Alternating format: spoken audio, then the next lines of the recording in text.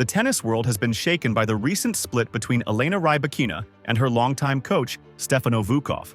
The partnership came to an abrupt end just 3 days before the 2024 US Open, sparking rumors and revealing shocking details about the pressure Rybakina faced during her time working with Vukov. The world number 4 had been battling both physical and psychological issues, leading to a series of tournament withdrawals, including from the Asian swing. Russian journalist Sofia Tartakova exposed some disturbing facts about the relationship between Rybakina and Vukov. Speaking on the Tennis Bolshoi YouTube channel, Tartakova revealed that the dynamic between the two had deteriorated significantly, with Vukov allegedly mistreating the Kazakh star. Stefano actually came to the US Open, but Elena decided they would break up due to his very difficult and inappropriate attitude toward her, said Tartakova. She further described Vukov's coaching style as emotionally draining, claiming that he ate Rybakina's spirit and created a toxic environment. This revelation, while shocking, has drawn attention to the ongoing issue of unhealthy relationships between tennis players and their coaches. Vukov's intense coaching style has been well documented, with him admitting in the past that he knows how to get Elena angry.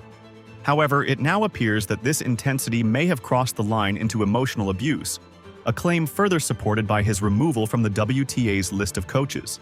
While no official confirmation has been given, these events have brought into focus the challenges many players face when balancing personal and professional relationships. Rybakina's case is not isolated. Legendary tennis player Pam Shriver had last year spoken out about her own damaging relationship with her former coach Don Candy. Shriver revealed that she had an intimate relationship with Candy when she was only 17 years old and he was 50.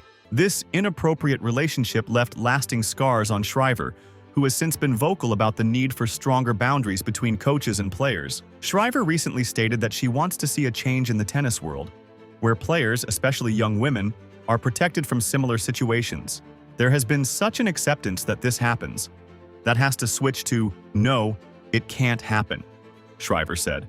She has called for stricter guidelines, particularly when it comes to the majors like the Australian Open and Wimbledon, urging them to take a leadership role in protecting players from exploitation. The issue of intimate relationships between players and coaches has persisted for decades. In 2022, Petra Kvitova announced her engagement to her coach Jiri Vanek, who had been working with her since she was an adult.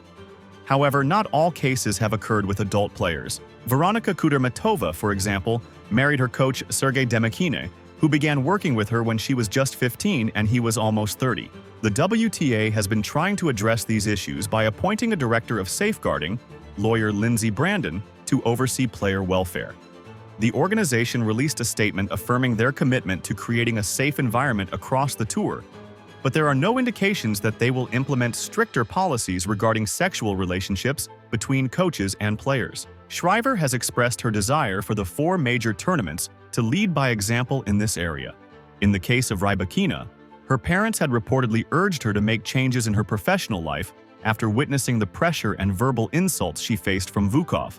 Tartakova claims that Rybakina is now suffering from psychological problems as a result of the toxic relationship. And although she has cited back injuries for her recent tournament withdrawals, it's clear that the split with her coach has taken a toll. While Rybakina's future in tennis remains uncertain, she has promised to return for the WTA finals in Riyadh. For now, she is focusing on recovering both physically and emotionally. Meanwhile, the revelations about her troubled relationship with Vukov have reignited the conversation about player safety and the need for boundaries between coaches and athletes in the tennis world. As the WTA continues to navigate these complex issues, the hope is that players like Rybakina can find the support they need to thrive both on and off the court. With voices like Pam Shriver's leading the charge for change, perhaps tennis can finally begin to address the problematic dynamics that have long plagued the sport.